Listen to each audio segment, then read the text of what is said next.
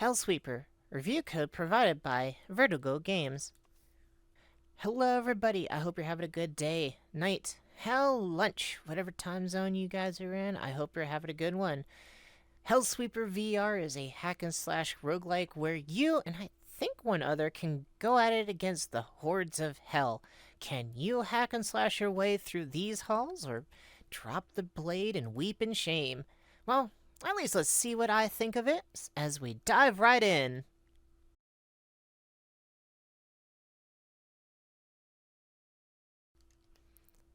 The game is fully done in VR, so you unfortunate flat screen folk will have to sit this one out. And yes, that was a tongue twister that I actually did. It's also extremely heavy in mobility, which mean those who get motion sick easily may want to avoid this title, but there are a lot of nice features that could help with your motion sickness. And then finally, this is a very active VR game, meaning that you're going to need to have space around you as you are swinging wildly with weapons, spells, and throwing items. Each section of the game is split into not arcs, acts, and each act is a number of chambers to clear. Each chamber has different goals in order to clear them as well, such as survive an X amount of time or find a bunch of runestones. They range from exceedingly easy to brutal. Starting at Act 2 and well, maybe deeper in the difficulty levels, there will be mutators that change how each chamber works, such as things exploding on death or dropping hell rocks onto your skull. When cleared, you can use keys you find to unlock chests. Well, if there is a chest. If there isn't, a key won't spawn. And collect a reward from the Stone Hand. This is where the roguelike element kicks in, as you can only, well, normally choose one of the reward the hand gives. The reward will also state what the next chamber's goal will be. It gives you a bit of planning on top of what items you feel would be good. Also, these keys that go to these chests come in multiple colors, from bronze, silver, gold, and even a sort of like emerald color. I honestly have not gotten an answer to what these keys will do, or if the colors mean anything besides unlocking the chests. So your guess is as good as mine. There are several weapons that you can unlock through leveling up. Dying or completing an act will reward you with experience. Surviving an act gives you the most experience, of course. During my test games before recording, it felt really slow as I did roughly 4 or 5 runs, dying in Act 1 somewhere, usually at the boss, and getting squat for experience. But as I was doing this review, I got like 3 levels, so I guess I just had some seriously horrible experience gain or something. You see in the footage behind me that only a few weapons, a sword, a fire spell, a pistol, and a doggo. Doggo is good friend, and yes, you can pet the freaking dog. He is good friend. And he also plays fetch. I digress. Each new weapon you pick up can be assigned to one of 4 gesture directions. Since I play with index controllers, if I wanted my gun, I'd grip my controller, then gesture from right to left. Or, if I'm summoning with my right hand here. Doing so will poof in a new weapon. This act costs a small amount of mana, but you don't have to worry about it since you're not going to be spawning constant weapons. And if you're worried about spawning too many weapons, don't be. You can only have roughly 3 of that weapon spawned at a time. So if you spawn a new weapon, it will destroy the oldest weapon that was spawned. Though it did have this one instance where it despawned a weapon I was holding when I summoned a new one, leaving me amusingly confused. Each weapon feels really fun to use. Well, almost each weapon. I'll get to that. The sword is quick despite having a bit of weight.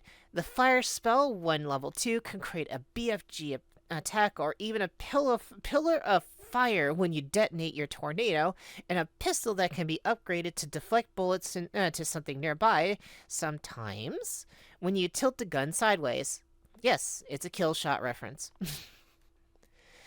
Doggo just has his own thing, but you can give him a weapon or even charge him with magic and he'll have a better attack and he'll go ham. Doggo is good doggo. My biggest gripe is the pistols, though. Well, and the ice spell, but I'll cover that one later. The pistols, if you shoot at least one bullet, the gun can be reloaded by flicking it, which makes it spill out the drum and automatically fills with a new set of bullets.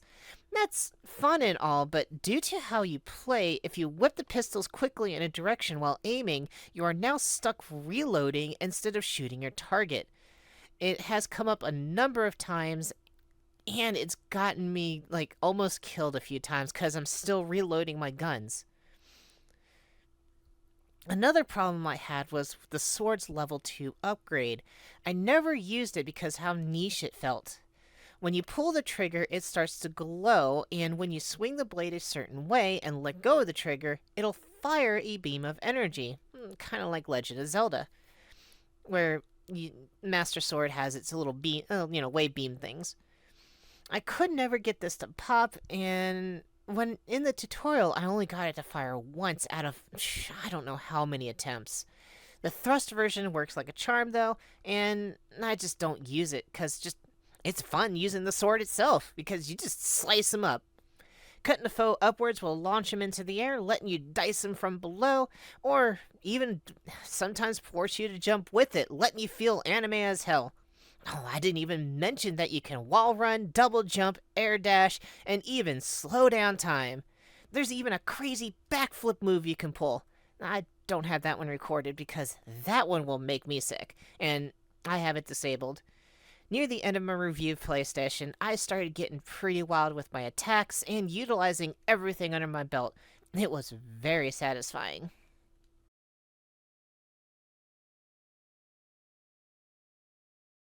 I've gone on long enough about the gameplay, so let's get into some audio. Behind me, you can hear and see the gameplay playing out now. The sounds are pretty good and making you feel right in the shoes that you're meant to fill. The pistols have some nice arcane-like reports, while the sword slicing and even doggos sound great. The beetle that you're forced to put in your ear at the start of the game, and the narrator of the game, and also your guide, has a pretty good voice and a rather annoying buzz that makes me want to slice him in half.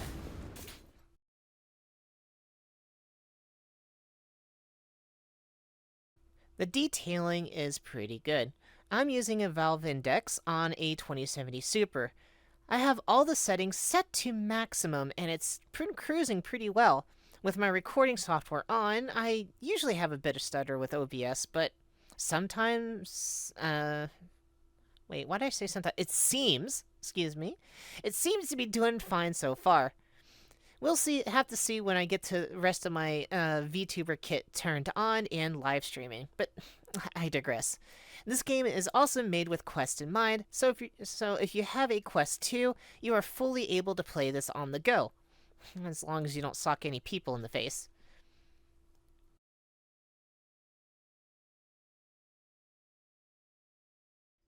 So, while I gushed about the gameplay, I do have some pretty large gripes. For Valve Index, it is insanely easy to accidentally do a gesture as a summon, as you're always touching the grips. At least, I don't have to crush the ever-loving hell out of them like some other games. I can relax while gripping my tools of destruction. A lot of the time, I even summon the wrong object despite doing the motion, or don't summon it at all despite having the mana. Has given me pause a few times when I really needed that fire spell to launch a BFG shot or trying to summon a pistol and it gives me a sword instead. Also, since the gear is locked behind levels, you'll be stuck with seeing the same weapons and spells for a while. I was introduced to an ice spell in the tutorials, but I have not seen it at all during my runs. Not that I would use it much, since its one-handed cast is pretty hard to aim, and the level 2 cast is pretty neat, but I wouldn't be using it as often. But combining it with a fire spell is where the cool stuff happens. You basically create a beam of death, and it's great. Eat your mana faster than me with some chicken nuggies. You can pick up some weapons from the enemies that you kill, but you unfortunately can't keep them. They are pretty fun to mess with, though. They do have a lot of weight, so it's not always the best of ideas for some. But it's a nice idea that you could use an enemy's arm with claws as an improv weapon, or even a giant katana.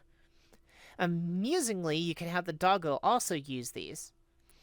I guess, lastly, I feel the boss of Act 1 and the boss of Act 2 should have been swapped, or at least Act 1's boss be reworked. Act 1's boss is excruciatingly hard. You have to either somehow disarm them, well, literally, or throw dead bodies at them to break the shield. It's such a rough fight that I hate to see every single time. I only learned about the throwing bodies things when I did the easiest mode for revives. It was a good way to not only learn the game, but also having the ability to revive was pretty cool. The first clue only talked about his arms. The second and third retries talked about throwing bodies, which made more sense than trying and failing hard at trying to get those arms off. But yeah, F that boss. Act 2 boss was actually hella fun. I do know that, this is supposed to be a roguelike or roguelite, whatever. It's a rogue. I'm just going to say it's a rogue. I do know that these games are supposed to be hard, you're supposed to die, yada yada yada. But if Act 2's boss is so much easier than Act 1's, you have to flip them or just do something different. It's just, I hate fighting this Act 1 boss every time. And then finally, the beetle I was talking about. Your beetle guardian that's supposed to help you and guide you through the game is actually pretty annoying. Not the voice actor. He's cool. He's good in my book. But the fact that when you start a level or finish an objective, it starts wildly circling around you. Usually off to your right, but it's supposed to be like circling around your head. I hate this thing with a passion. It is annoying as hell.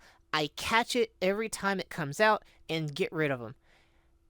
Please give us a setting to turn that off. I hate this thing so much. I understand that he's supposed to direct me, but when he's flipping around my screen, it's annoying. I hate it. No.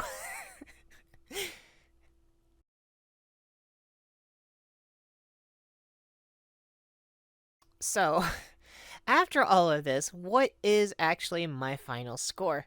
I'll be giving this game a 8 out of 10. The slow start felt kind of bad, especially since you're stuck with so few options. The pistols being too easy to be stuck reloading, and again, that Act 1 boss. I did not actually score the online part of this game because I only was able to get a single review code. Normally, I would also see how good the online plays, give my opinions on how bad the lag is, how stuttery it is, that kind of stuff. But highly unfortunately, I was not able to get a game either with a code and have someone come in, or anyone else that's also trying to review the game, as there was absolutely no lobbies that I could find in the view phase. So I will be updating this review with my actual final score once the game fully comes out, and it'll be pinned in the comments below once I remember how YouTube works. But anyways, I digress. The final thing that also brings me to the score, brings the score down a bit, is the fact that when you finish an act, either dying or killing a boss, you get a percentage of the coin, known as obol, as soul coins. That's fine. That makes sense. Problem is the fact that the soul coins you pick up during the game are also gated behind this percentage.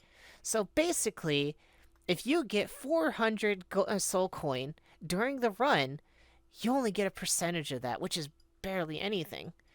The soul coin is your primary currency to unlock different cosmetics and probably a few other things that I haven't figured out yet.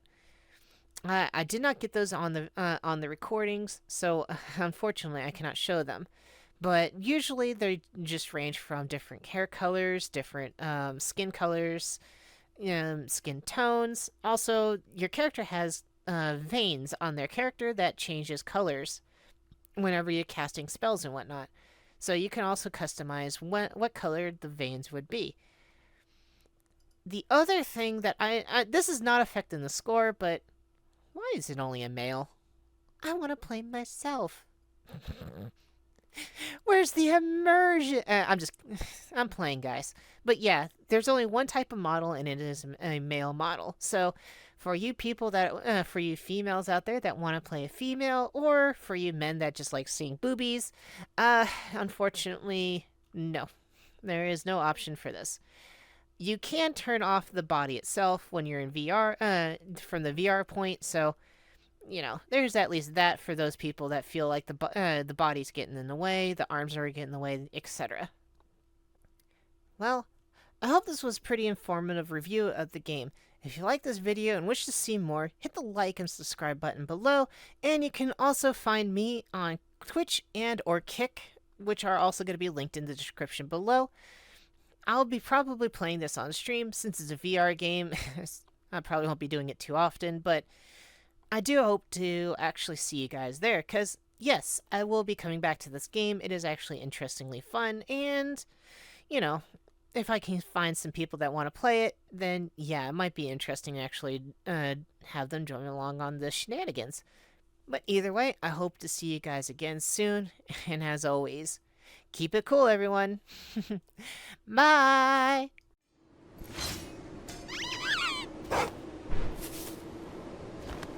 Demons spilling out.